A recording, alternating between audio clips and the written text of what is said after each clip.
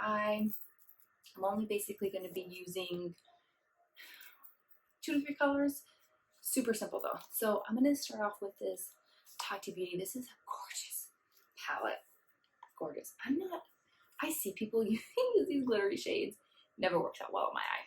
But what I am going to use is this shade Aura here. It is one of just the best base colors.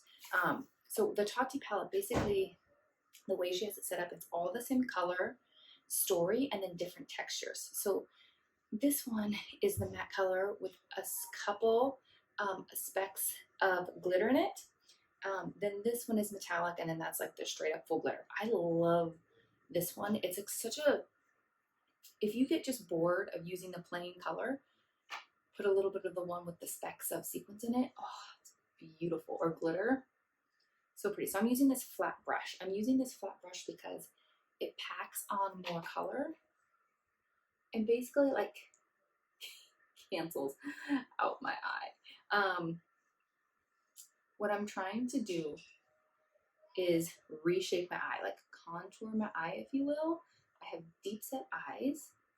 And so what I want to do is create a faux crease above my actual crease. Now, the reason I want to do this and not just stick with how it was made is because a deep set eye can often, it can make you look a little tired, or it minimizes how big your eyes actually are. And eyes are my favorite feature of some people. They're one of my favorite features of myself. So I like to highlight them and maximize them. I have hazel eyes that run very green, sometimes a little blue. And so I just like to play that up a little bit. Okay, then next, a customizable SEINT palette, formerly Mascara Beauty. I'm going to be playing in the pinks because I'm just doing it simple every day. So I'm going to go in to the color Mama. These are great because they just pop out. It's all magnetic. This color here, it's a very soft pink. And I'm bringing that above my crease. And you look hardly noticeable at all. Just gives you like, again, it's that contouring. It just almost creates like a very light shadow where my crease should be. Then next, I'm going to go into this color here. So we're going to do this. The sun is like hitting right here, called Lullaby. I'm actually going to take this smaller end here. So I'm taking the smaller end because what I find is sometimes when I go in with this bigger end, it's just too much color distribution and then it looks a little messy. So I want to be very targeted and precise. That's what's really important when you have deep set eyes, because placement matters.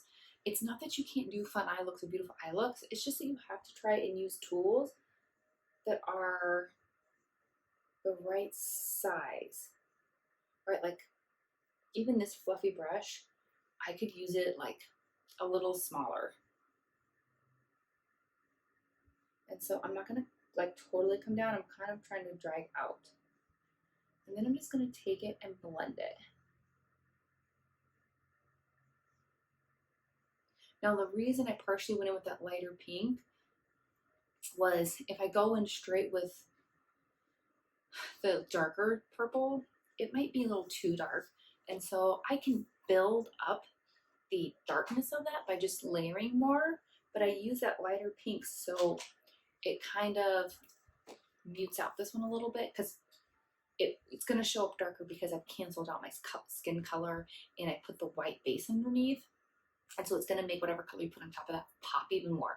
So I put a little bit of the light pink to help shadow. It's like a form of contouring. And then I'm going in with this darker color.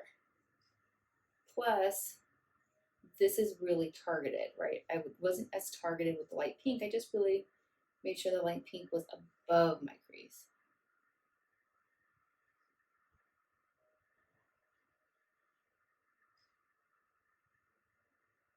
And again, I'm kind of pulling out.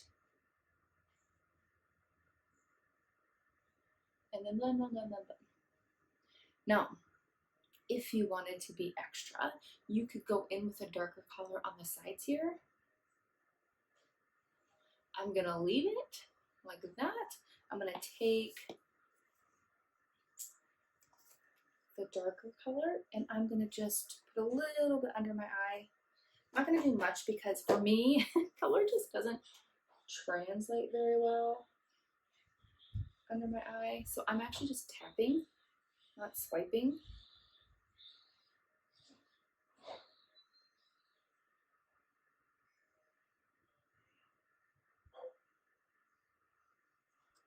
And I just use the one tap. I tapped a couple times, I'm just using that same initial dip to do both. And that's it. Like, this is quick, simple, everyday eye. I would breeze through this like 10 times faster if I wasn't talking through it.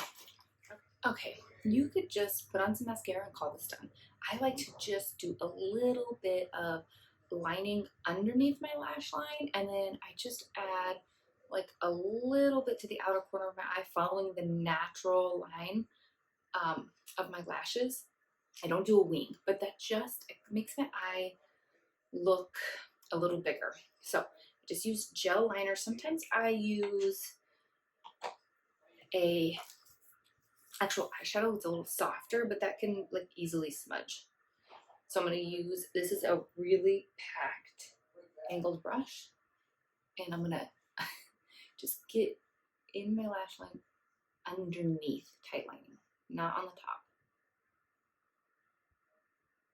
I don't like putting a line up here because then that just takes up my eyelid space that I've worked hard to get, and then it makes my eye look smaller. Not that liner up there doesn't have its place, because it will draw attention to your eye. So it just depends on what your goal is. And so now I'm going to do it just, it's at the end of where my eye meets my bottom lid, and extend it. And it just adds, it almost like lifts my eye a little bit and just adds that slight extra little oomph. The trick to a gel liner is when you dip it in, wipe off on the edges so you don't have gloopy stuff. Since you're tight lining, you don't want any gloopy stuff.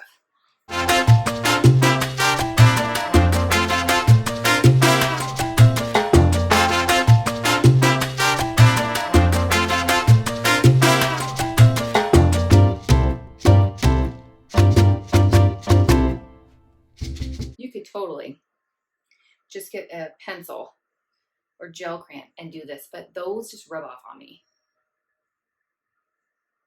And I'm just going to go on the outside here and just extend it a little more. Turn this way, find the light.